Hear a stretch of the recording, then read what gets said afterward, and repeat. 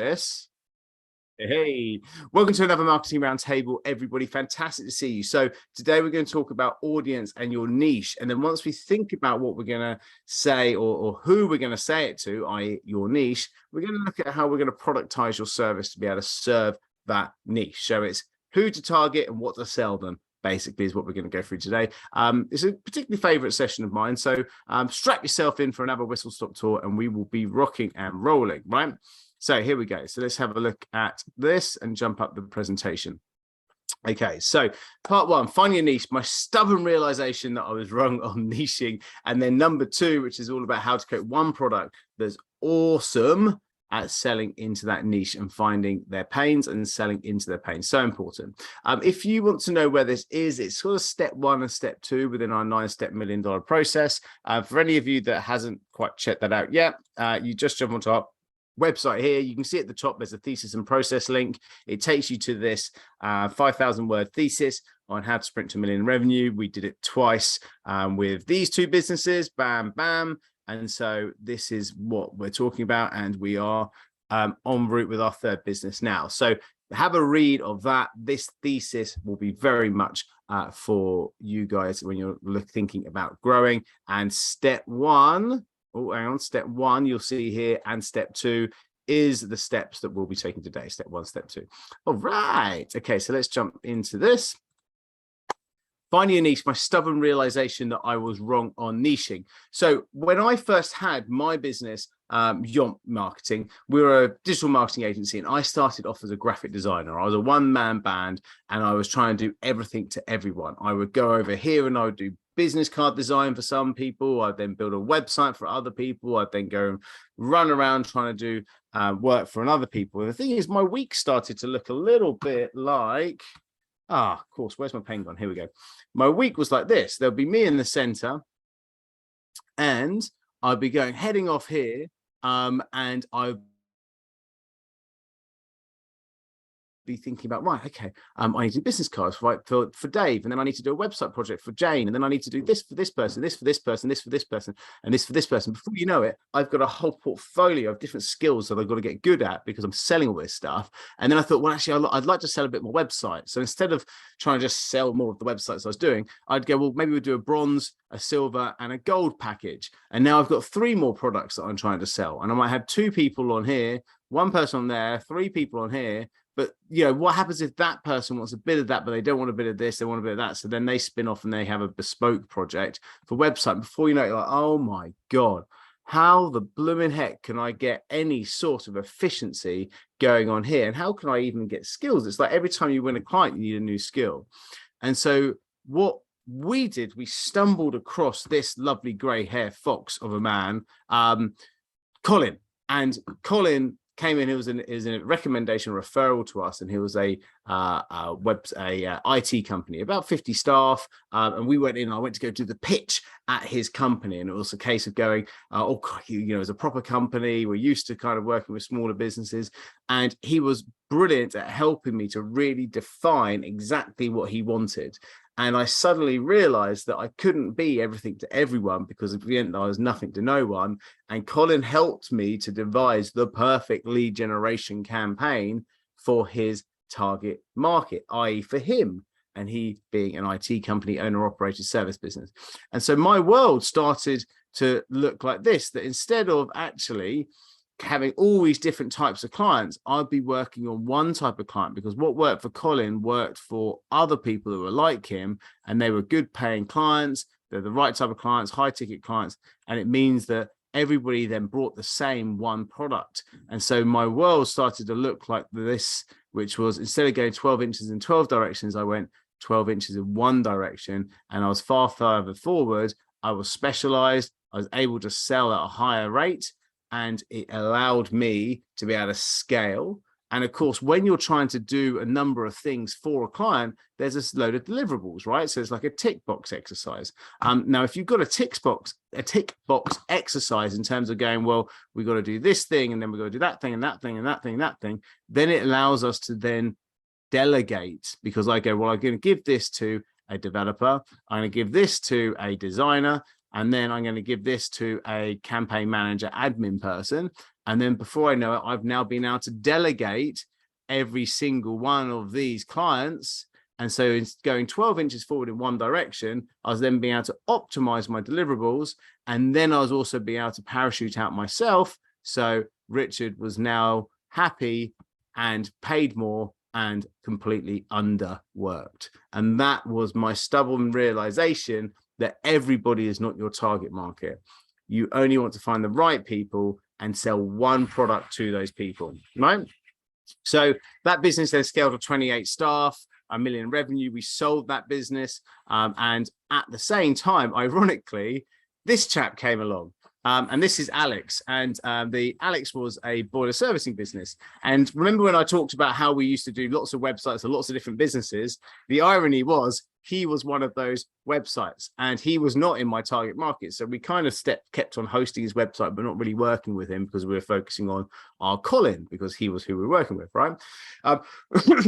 Now, when I was selling my business, suddenly Alex comes in all emotional and going, I'm going to lose my business because I've been, robbing Peter to pay Paul with suppliers. It was a complete mess. His accounts were all over the place and the HMRC were going to go shut him up, as in to close the business down. So I went to him and said, look, what I'll do is I'll buy the website back off you because I know that website generates inquiries because we just see them like the phone's ringing off the hook because we had a tracking telephone number on it. The website forms were just being submitted all the time for people who want to boiler service stuff. And I was like, this, how can this business go under? It's got so many inquiries happening. And I'll buy the vans off you, right? So I'll just get those 3 vans and we'll buy those. So that allowed him to then pay some of his suppliers and ultimately then chuck the business down the tubes and prevented him from personally going bankrupt, which was all good. So it's kind of rescued him, well, it didn't rescue the business went down the tubes, but I brought the asset out the business and set up a new company and started trading. So immediately the phone starts ringing off the hook because the website works, right? And so we then start to go, right, we've got to we're now thinking about how do we run this business. I'm thinking I can't even put up a shelf, let alone service a boiler, right? So we looked at what works, right?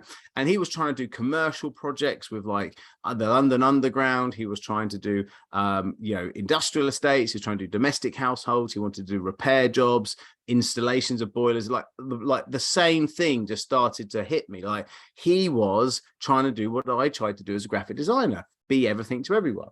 So we looked at it and thought, well, actually, where is the business here?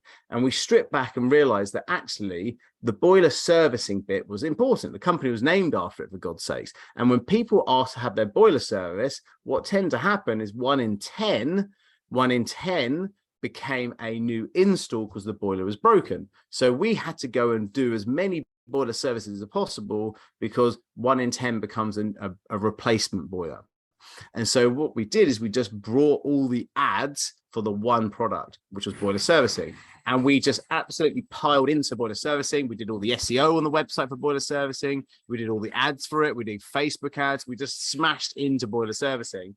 And that business really took off. And we knew who our target market was because the type of person that we wanted to go for is Hyacinth's Bouquet. And the irony is here, and the point that I'm trying to make with this slide is you can have a fictional target market person if it's like a caricature of the perfect type of person you want to go for. And Hyacinth's Bouquet, and I don't know if anybody's watched Keeping Up Appearances, is Hyacinth's Bouquet, lady of the house speaking, water, and because we were in Surrey, the kind of posh lady of the house type person was ideal for us because they wanted boiler service.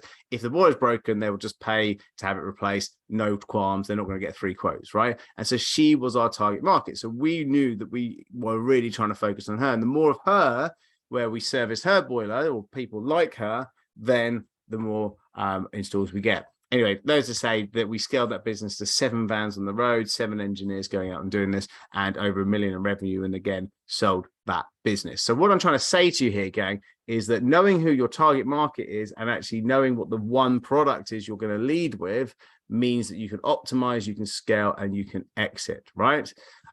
So to give you a bit of a worksheet on this, I want to kind of loop back around. Oh, so, and by the way, this is another example. And we realized that when we were running our events business, actually only these type of people were our type of audience. So even with a coaching business, doing these big events was a waste of time, because actually it was only about 4 people that were target market for us. And so we would focus on that, right? So it's kind of the audience, right? So what I want to do is I want to give you this worksheet. And this is a bit of homework. I'm going to stick this into the chat for you now. And this will help you to get a feel. That's in the chat now, so have a click on that. It will help you to get a feel. It will come up, by the way, with a little pop-up that says make a copy of the sheet. So you should be seeing this when you see it. So basically make a copy of this, right? You'll then get onto a page that looks like this.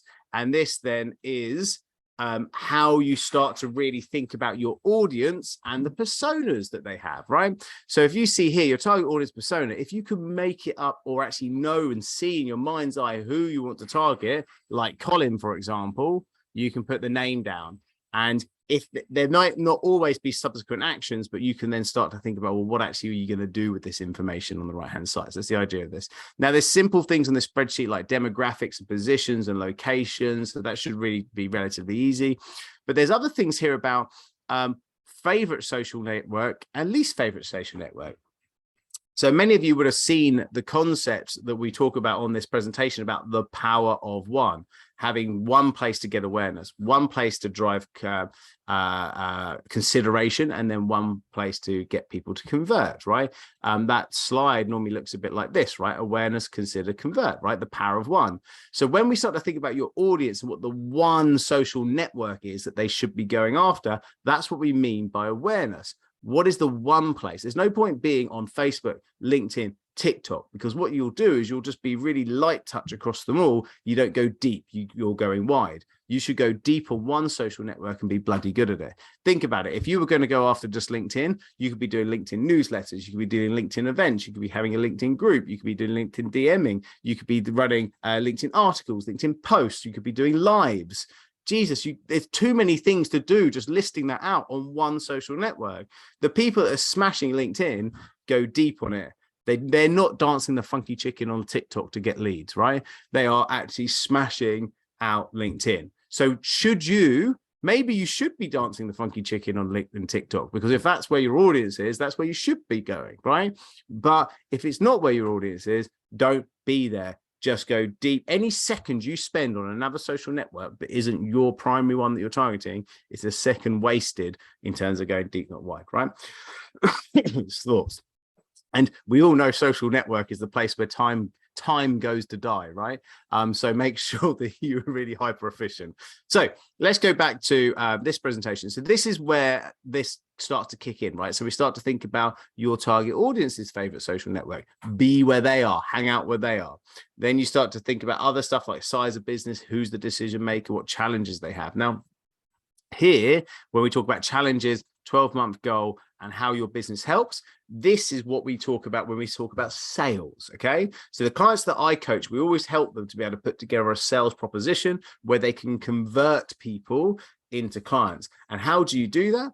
Well, by thinking and presenting to clients and saying, hey, this is where you are now, right? And this is where you are in the future. You know, this is where you want to be. This is maybe where you want to be in 12 months. This is where you want to be when you solve the pain. This is the pain that you have. And this is the future. So current world, new world, right? And you just create the bridge with your solution between the two, right? And so your solution is the bridge between the new world and the old world. That's the whole kind of point of this. So if you know where pains they have now and where they want to be in the future, and how your solution helps them to get there, that's when you really do know. That's how you start to put a Colin together, right? And we're gonna loop back to this when we start to talk about creating the one product.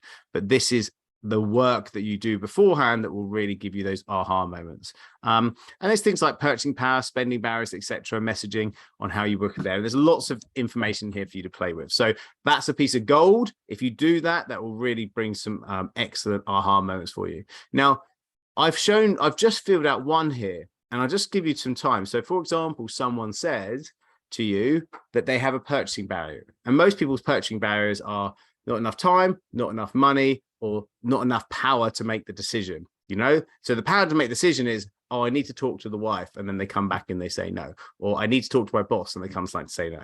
The not enough money is quite simple. It's not that they don't have enough money. Everybody can find money. It's the fact that they don't value your solution enough to invest money in it. So you got to think about that. And then time is not enough time. Is they don't value your solution enough to make time for it, right? So all of these no's are just things that you actually have to have assets to overcome. And so our clients, that we teach them to create assets. So let me just give you a really good example of not enough time. So when people are saying not enough time to us, I have a nice asset for that. And so my asset is the perfect $1 million hour. And so I send around this piece of training, which is simply just a 5-minute training on how you can actually create time for your marketing. And actually the best people do create time for their marketing because they spend time every day on it. And so I will send this to someone. It's a simple landing page. It's a nice little, presentation slide, and it has a call to action. If you want to have a little look at that, one, because the tip is quite fun, but two, and Flora, could we make sure that we loop this round to everybody on an email as well, please? But if you click on this link in the chat now, and then that will just open up a tab so you guys can watch it after this presentation. It's in the chat. And also, if we can put it underneath the YouTube video for the recording as well, please, Flora, that'd be great. So if we can have this link, if you have assets like this, whenever you hear an objection, or even if you get ahead of it and send it out as FAQs and stuff to get ahead of any objections, these assets start to overcome stuff before they even get there, right? Why is that important? Well, we know already at the start what their purchasing barriers are because we know those objections. So we just got ahead of it, right? We're getting deep, not wide. Love it. Okay. So, let's bubble back up to the surface. So I want you guys to have a real think about this and fill this in. If you do, you'll be the 5% that do on this call today, and you'll be the 5% that I imagine will be actually coming to see me and wanting to sprint to $1 million in revenue. Why? Because you're locked into actually hitting proper goals and making diets. So you make a decision yourself. Do you want to be one of those people, right? Now, let's get back to this. Cool. So now we know who we want to work with. The next thing we want to think about is how we can create one product that is the most awesome solution for your niche's pains, right? Okay, so this one product. Now, let me just jump back to this. So this was the presentation that we're talking about, where they are now, where they want to be in the future. Now, we say to our clients, take this and make it into a journey, right? And so the journey piece is important. So let's take this. Hello, we'll just let someone in from the room. So we'll take this and you go, right, they are here now. Okay, so this is where they are now, and these are the pains they had. Okay, these are the issues. So if someone is looking to work with, say, I think Lisa, you're into branding, aren't you? Yeah. So they're looking to work with Lisa, and Lisa is they are like, oh, I'm not really sure what our business is all about. I'm in a competitive industry. It's all a little bit like, man, it's like the accounting industry. Everybody's got the same logo and the same color palettes and all the rest of it. Like nobody's standing out. So the pain is that we don't stand out. We think we're really good, but we don't stand out, right? And the future, the way they want to go, the result, and this is the word that's really important, the result, because people do not buy features. They don't even buy benefits, right? Everybody goes, oh, you need to sell benefits. It's BS. You need to sell people the result from working with you. And what we mean by the result is I want more sales and more clients, because I'm an accountant that doesn't stand out and therefore nobody wants to work for me. So why do I buy a branding project from Lisa? Is because I want more sales. That's actually why I do. Lots of people go, oh, because you can have a nice logo and your creativity and your culture and all.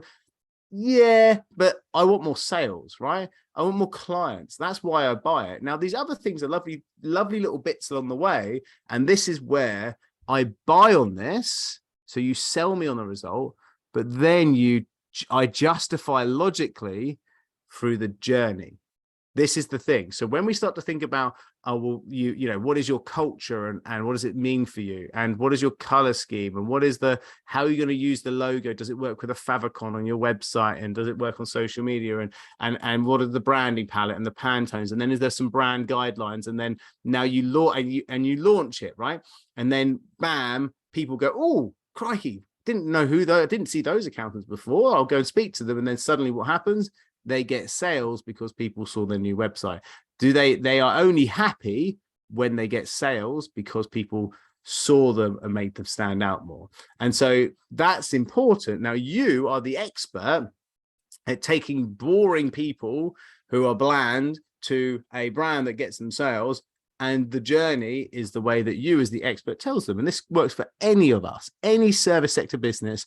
You do a transition, you know, some sort of from where they are now to where they want to be. And if you know exactly the results, Colin wanted sales. You know, he wanted basically leads. Why did he want leads? Because he wanted to be able to close more sales, because he wanted to grow, right? So I sold him sales, right? I'm selling him money from where I am now to there. And so then we went up. Now, a lot of people say, well, look, I'm a life coach, you know, I just want to make, you know, I want people happy, or I'm a trauma coach, etc. Well, then it doesn't have to be a financial thing. It can be that someone feels happy or back to their old self, right? That's a result. They want to feel like they did in their 20s, you know, or look like they did in their 20s. If you're a fitness person, that's a result. So then actually quantifying that with them, or what that looks like, and then working the journey back. That's how you do it. Now, this is how you craft the one solution. We are not selling these things separately, because if I sell you a brand guidelines, that is just a thing. And there's many other people, that's a commodity. There's many other people that will do brand guidelines, or there's many other people that will do some PT classes, or there's many other people that will do some, you know, lead generation marketing work, right? Actually, it's the result. So you sell them the entire package. It's the only thing they sell. It's a 1 or a 0. It's either a yes or a no. They either buy the solution, i.e. the result. They either buy the result from you or they don't. That's it.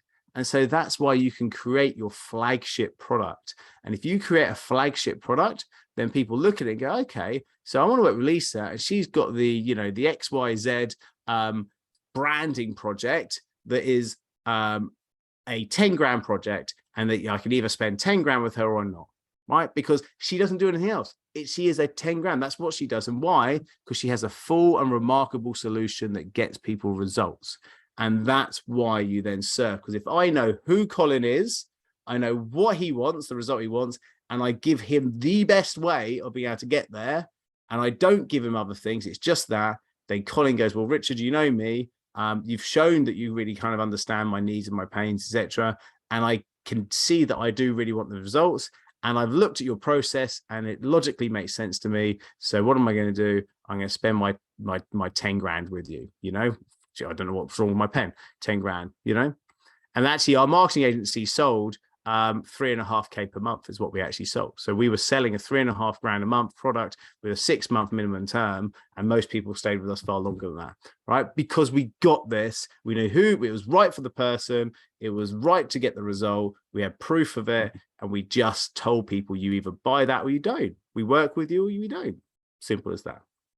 So that, my pedigree chums, is how you go and find who your Colin is, and you work out what you're going to sell them, and you then launch it and scale your business.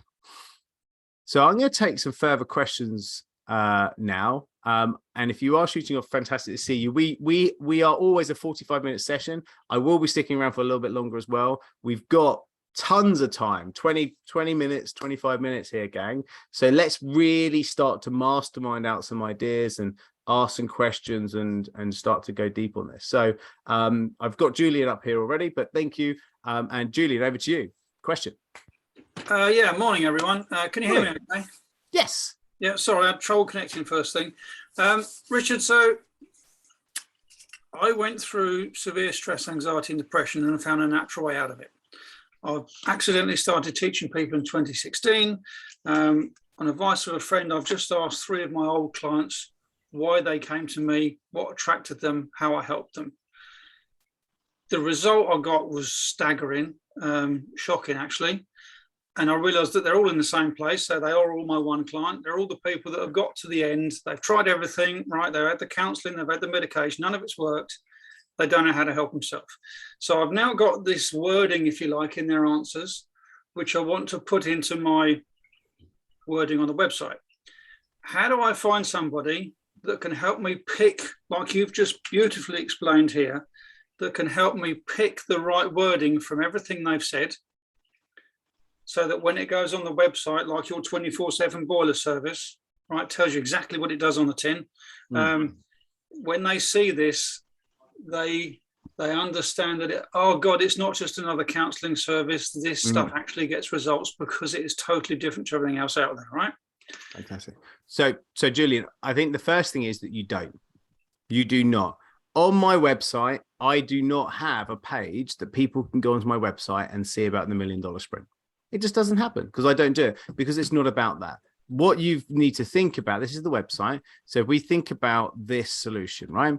You want to take people from awareness. We go onto social network, we remember the one product, and we get someone that gets aware of you, right? So they become aware of you, right? You might be stimulating that by running ads to get even more people, but just organically, you should be sending out some stories about how you've been able to make this massive transition yourself and how people should kind of, think about things slightly differently, right? So that's how I become aware of you. I'm like, right, okay, I get it. Julian's the man, right? He's saying some really interesting things. Then you invite people to consider you. This is the thing that people forget, because if you go into awareness and then they go onto your website and they look at your product, then you're missing consideration, and so therefore they're making a decision about if they want to buy your stuff or not, and that page has got just words, as you say, that's going to communicate it. So you have to have a consideration asset in your funnel, and we talk about having the weekly moment, and by having one focal point that you bring people in every single week that allows you to show your product or your thought leadership, your journey, your reasons why people should buy from you, that allows people to go, oh, okay, I really get it. Julian sounds like he knows what he's talking about. The journey he's been on is similar to mine. I get it. I think it's great. And we talk to our clients about thinking about maybe doing a podcast. So that could be the thing you could loop, or an event like this that you bring people onto, or maybe you're doing a live on social media or launch a YouTube video, but somewhere where I can hang out and spend some time, a webinar, right? And I spend some time with you to learn. And then at the end of that, you put a call to action and say, if anybody has had any of the conversation we've had today has resonated with anybody whatsoever, then come along to the strategy session, right? And through I'm going to kind of demonstrate this to you by also, inviting anybody that is on this call into our strategy session, right? So let me kind of show you my website, right?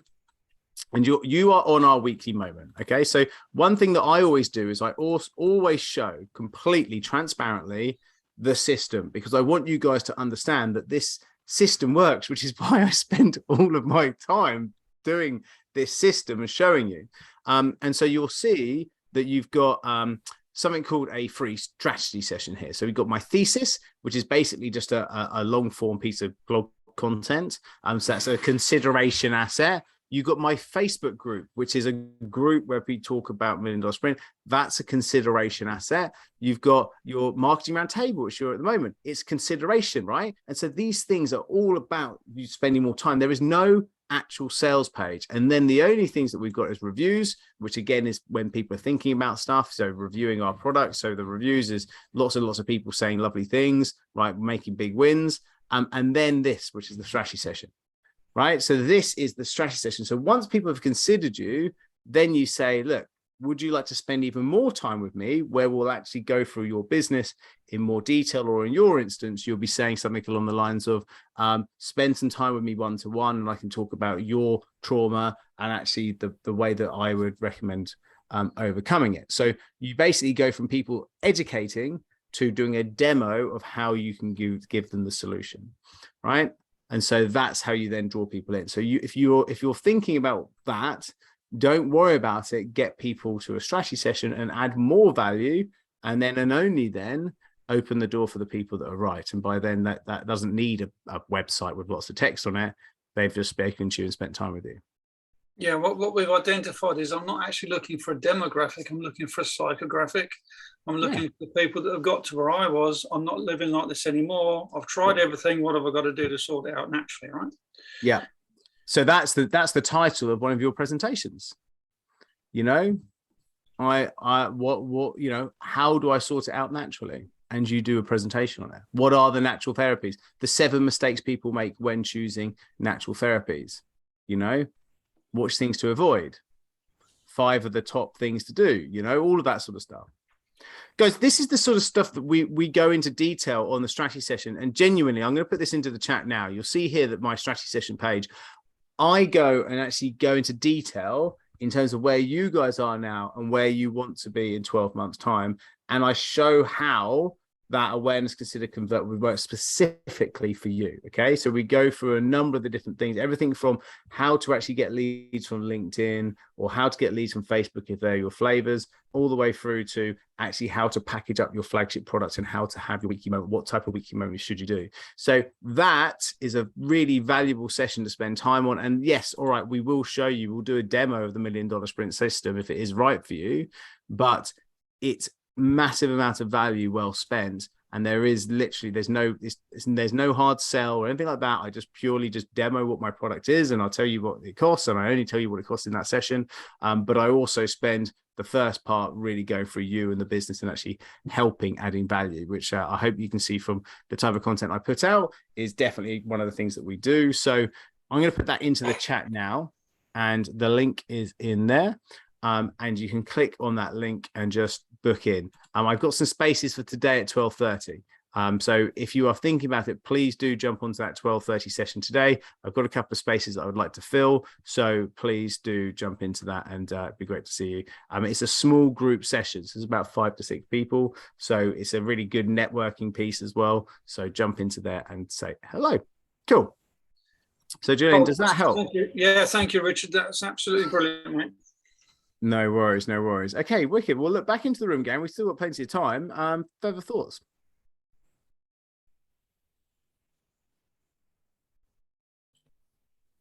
Lisa, yes. Yeah, it's really weird hearing you saying about when you were a graphic designer, because I felt like that probably 10 years ago, where you're bombarded with everything. You get everybody wanting a piece of you because they don't want to work with your team, they want to work with you. So I changed my business slightly, where I was more a consultant. Yeah. And that works so much better. So I have the consultancy side, but then I still have the agency, but they're all freelancers, but I trust them. So I haven't got all the staff and all the complications of that, but they come in and out of the business, which is relevant to those clients. And niching, that's what I've really started to do now.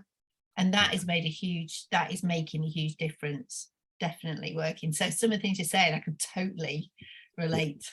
Yeah, it is cool. It is cool when you start to think about, well, look, how do I pop up through the top here? How do I actually become so the with the agency, I needed to not be anything to do with it.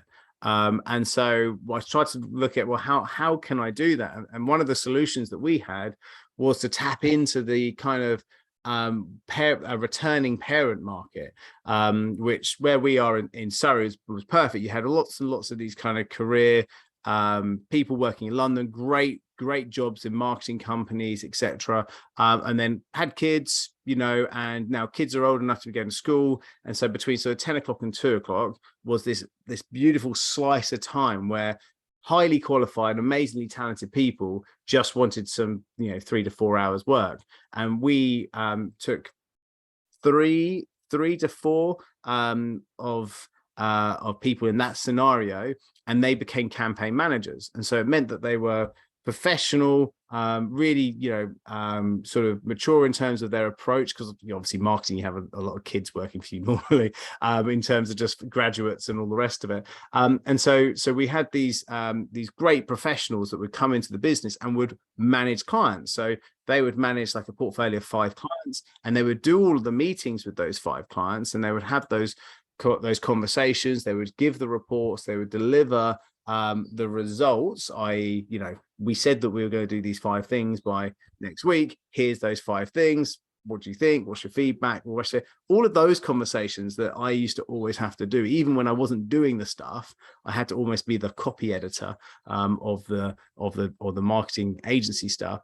They then did that, and then that put me completely out of delivery. And they used to laugh that I was just the mascot in the end. And so I'd be buzzing around the place, sort of, grow the business. And I had salespeople as well. So they were doing the selling. These guys were doing the delivery. And, I just kind of floated around doing some marketing stuff and sort of, would pop in and shake a few hands every now and again and pop back out again. And that was it. And that was wonderful, which made the business incredibly easy to sell because it just managed itself. Job done. So what I'm trying to do now with that is that, a lot of the freelancers are actually mums. Yeah. And they're doing it from 9 o'clock till 2 o'clock around their school times. So, but they've got fantastic experience, sort of before they've had children, but they don't want to go back to work in London. So it's utilising those, and they're fantastic, some of them. And students are doing social media. Yeah. Exactly, because they kind of grew up on it, right? So yeah, it's about that. And so that's the bit that I would say that you've got your business into step 1 of our system is to find who you're targeting and to have a scalable solution that doesn't rely on you. Then once you do that, then you need to crank up the volume through having this kind of weekly moment marketing sales activity that everything falls out of. To give you an idea, and this is, if you're going to jump into one of these strategy sessions, which I highly recommend you do, we'll talk about your week. And actually, if you had themes, if you're thinking about a weekly moment, we actually say we'll have 13 weekly moments. That's 13 different themes for your week. And then once you have that, if you do 13 times 4 equals 52 weeks, right? So you now have your entire year completely structured, right? So there's a theme for every single week and you just run it 4 times. Now, I can't remember what I did last weekend, let alone 14 weeks ago, right? So it's fine to actually cycle this. So once you've got your weekly moment that's happening on a Wednesday, for example, that's your weekly moment on a Wednesday, then you can start to think, well, actually, what do I do on these other days to be able to drive traffic and to be able to drive attendance, but also to follow up. So we talk about doing an engagement creator on a Monday to spike the algorithm, lots of people kind of engaging on it. Tuesday, you promote the weekly moment so people join it, but you also then go to this engagement, invite them along to it. Then you do your weekly moment on a Wednesday. Then on Thursday, you go, hey, who wants the replay? And so the replay, the people go, yeah. So you get a few people that missed out on the early start of the week. And then on Friday, you share a win, and then you say, what's on next week? And then you rinse and repeat, right? And the beauty of this replay and this weekly moment is the call to action is into your strategy session. Oh, hello, strategy session. And so then that drives your attendance of your sales calls each week, and it drives extra value. So you're putting lots and lots of more value into your audience. And so ultimately, that will equal potentially, some sales. And so you roll, yes, the whole point of this is to have a rhythm, like an actual rhythm. So themes and rhythms, and now we've got real focus. So now you've got a scalable solution. It's just simply a case of cranking up that volume.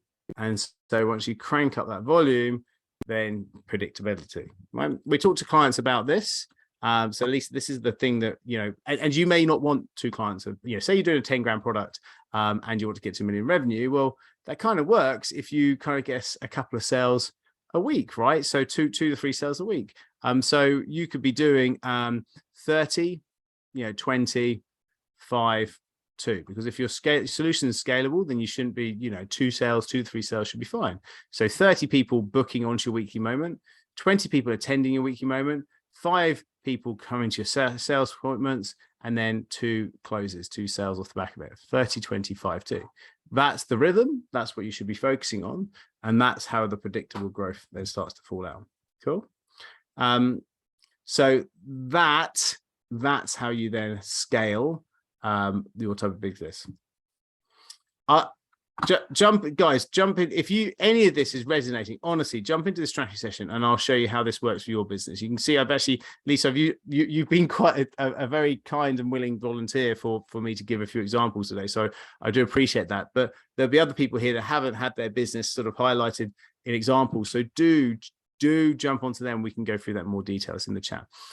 Wicked. Okay, so I hope that helps. You had a question, so let's go over to you. I'm going to stick around 5 minutes. If you're going, great to see you. But happy to take further questions. Anne, you had a question? Yes. Good morning. Thank you so Good much, morning. Richard. Good morning. You literally just answered my question when you posted the calendar link. That was my question. How do we book the strategy session? Oh, So good. Okay, yeah, do that. Definitely. And if anybody who's watching this on the replay who hasn't got the benefit of the chat, if you see on here on my website, $1,000,000sprint.com, free strategy session there, and you go onto this page and then you go down to this orange button, you press that orange button and bam, you're there. Lovely. Cool. Got time for another question? Yes, Terry.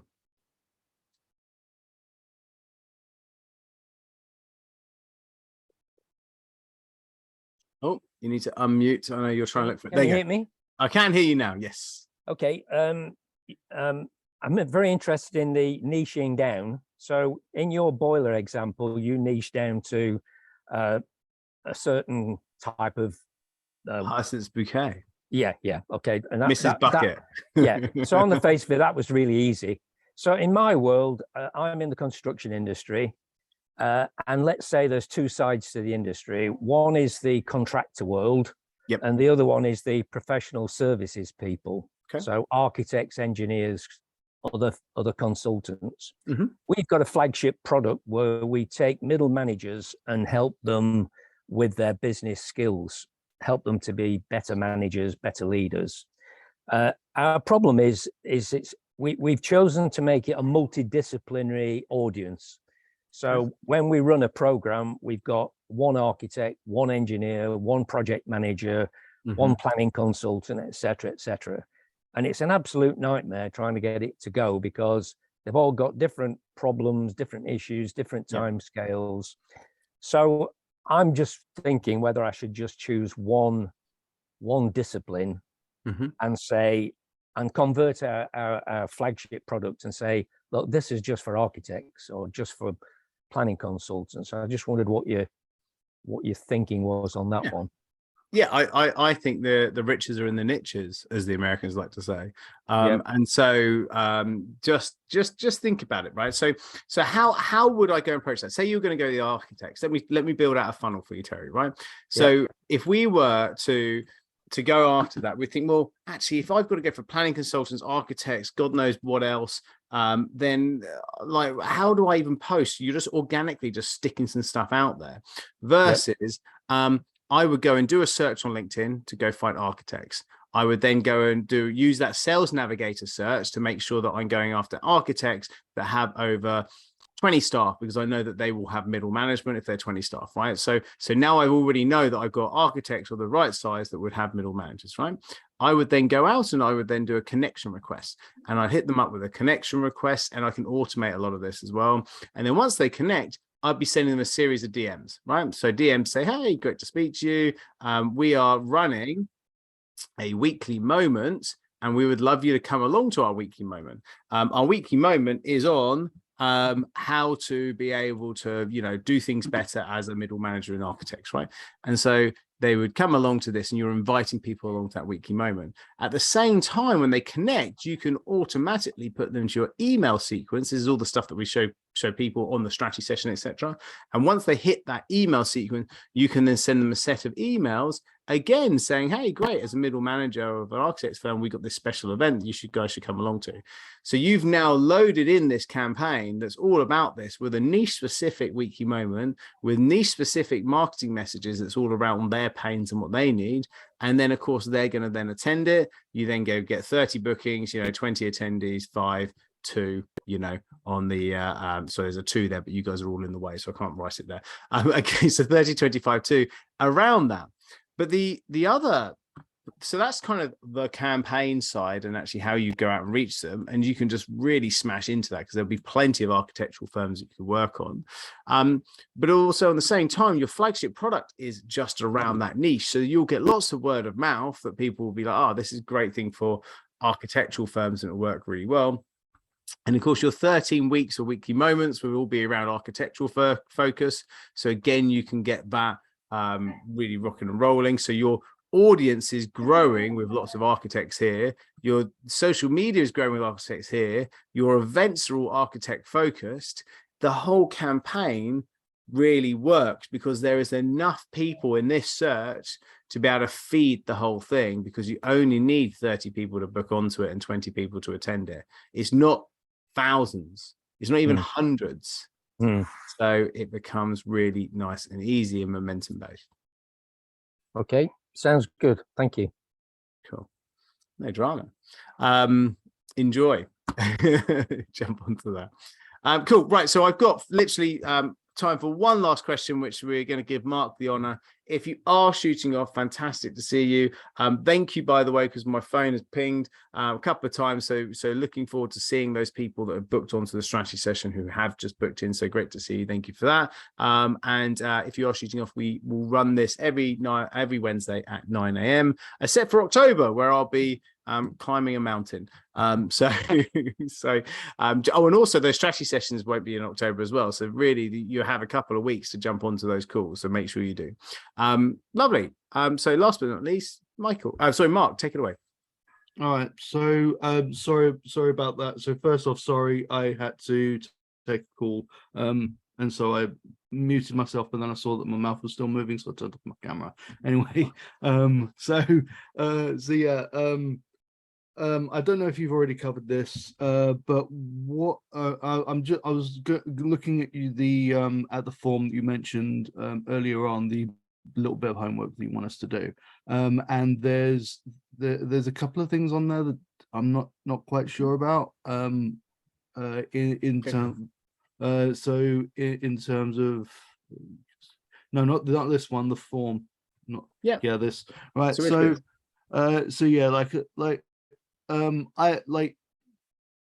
don't which one was it? Let me just go back to the one that I started filling out.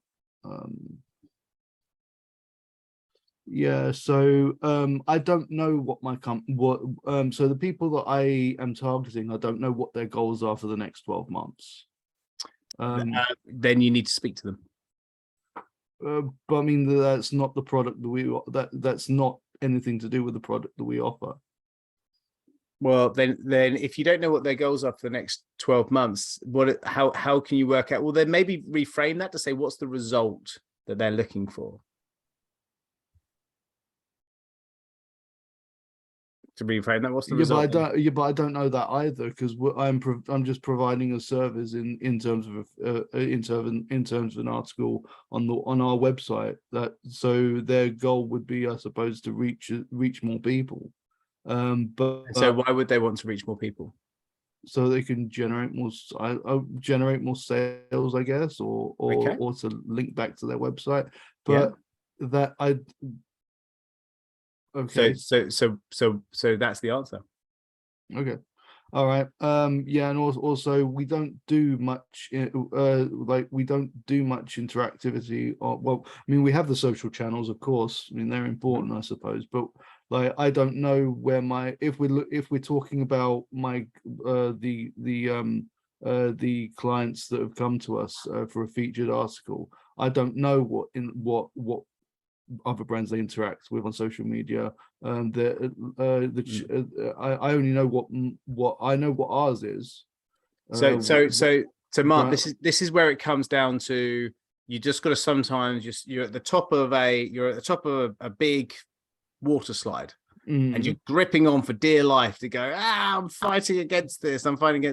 Sometimes you just got to let go and enjoy the ride. Okay. And this is very much that moment. You've got to just trust me as someone that's really had some amazing aha moments with niching. And I put together this form, every single word on there I put together to help. And by you really starting to understand your people that want to advertise on your website, you'll be able to serve them better. And you might realize that the type of content you're trying to sell them, or the type of article that they're trying to put on, or something that they actually really do want, you're not serving, or you're not giving them a full and remarkable solution. And that's why just letting go, doing the process, and seeing what aha moments come out through doing it will deliver you, we hope, some better insights on your audience, and to create that flagship product for them. And so that's why it's just important just to sometimes trust the system and go for it. Yeah, it's just kind of just look. I mean, this is obviously my third session with you. So, but I don't see how it fits into. It's not clear yet as to how it fits in, because like these are like the questions that you're asking in the form. I don't think that they all apply to us. It's totally cool, Mark. Do you know what? I put on these sessions just to add some value. And you pick up what I'm putting down. And if it's not all resonating, that's cool. No worries. It's not meant to, and it's not meant for everybody. You know, it's your business. It's your business, and you take it how you want to do it. And that's everybody's journey's got their own journey. And if I can be of value, I would love to be of value. But I also am acutely aware that I'm not always of value. So that's cool. Well, no, it's not that you're not of value. I'm just saying, like, it's just certain things on that form that don't fit. And like, then just delete them. Only because I got my next session that I'm literally doing at 10. So I'll just delete the bits that you're not happy with and make it your own, because that's how unique things happen in this world, and I'm a great believer in that. So just go for it. And looking forward to seeing you again, and looking forward to seeing everybody else again. And that's been the Marketing Roundtable. Good to see you. Big love, and see you on the flip side. Bye, gang.